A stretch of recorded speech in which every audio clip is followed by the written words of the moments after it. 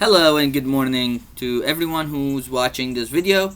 My name is al.jumaili, and this is probably gonna be my first YouTube video. I don't know how that's gonna go. I don't know if I could be able to upload it. I never done such a YouTube stream before, so this is gonna be my first educational YouTube video. Today we will be talking about computers and management information system. Since we all going through all this craziness about the coronavirus and being at home doing a lot of online classes and really like boring lifestyle that we are going through, I decided to do this, and hopefully I will get to be able to understand more about the subjects that I learned in school in daily basis, and also share that knowledge with whoever is watching this video. So if you see that YouTube video is useful, please comment so I can see that, so I can continue with it. And also if there is any recommendation or anything you would like me to know, either email me personally or put a comment below.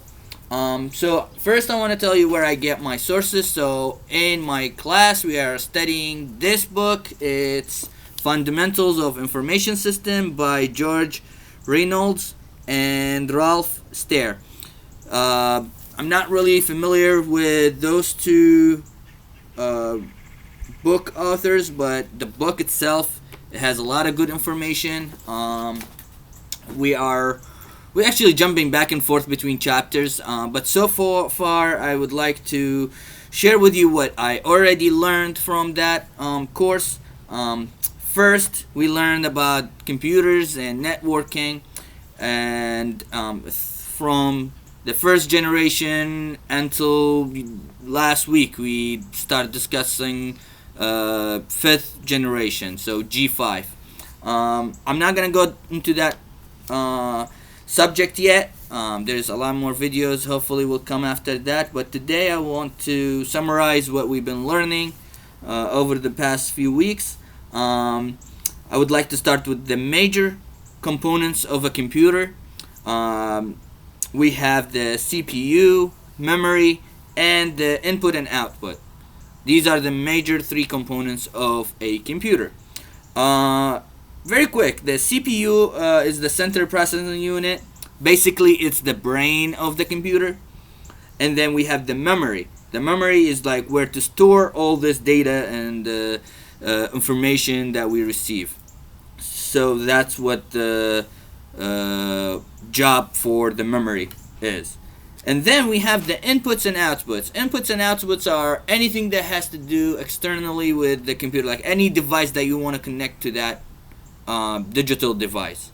So any outside computer that you want to be connected, like a mouse, a keyboard, a whatever, USB or hard drive that you want it to be connected.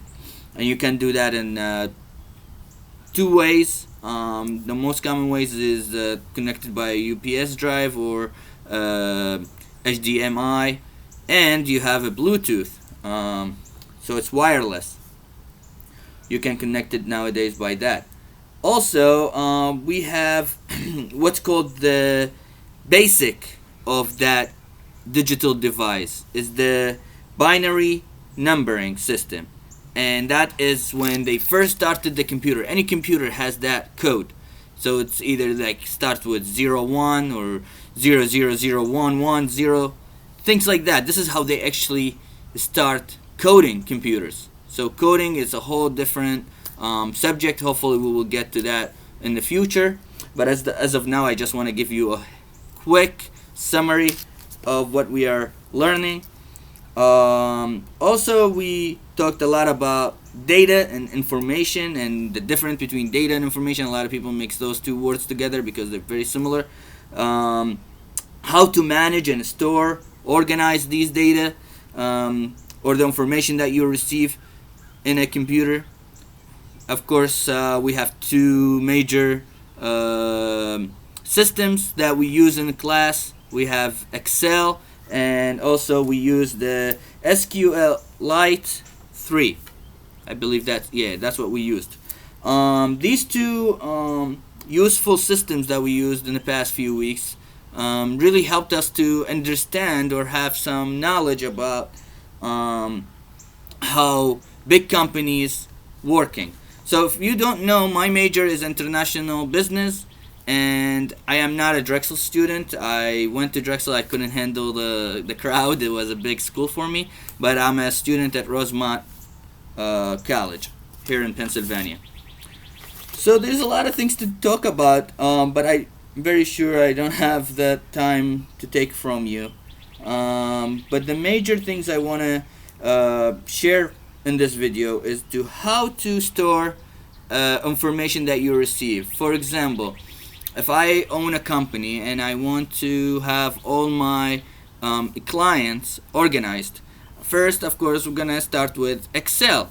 After we put the Excel sheet, we're gonna organize by first name, last name, and so forth. All the way goes to zip code, phone number, social security, and all that extra stuff. There's two ways of making, or actually couple ways, but the major two ways of having key fields in your Excel is by using a social security number or a phone number.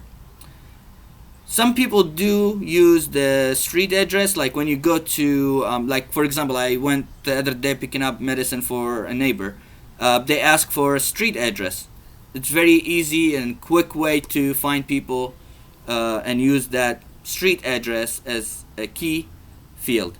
But for me personally, I don't like that idea because there's always issues. Like for example, like if you use a zip code, there's a lot of people that lives in that area, so you're not gonna get that individual if you are going through a whole list. For me personally, I like to use phone number or a social number or something that has to do with that individual.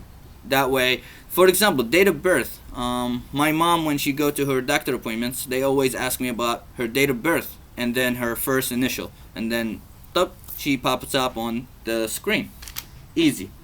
That's basically it for now. I want to make this as an experiment for me to see how this thing goes. I don't want to talk a lot about nonsense until I figure this out and see how this video goes. So please let me know, how do you think, and if I should continue or change something. Hopefully I could use this time wisely by doing these videos. And also, I'm not only going to talk about this subject. So in this semester I'm taking 6 courses. The next one hopefully is going to be about international law, so, and that's for my MBA. It's going to be a very major topic, so look forward to that. Thank you so much and have a wonderful day, and hopefully we get through this and stay healthy and strong. Thank you.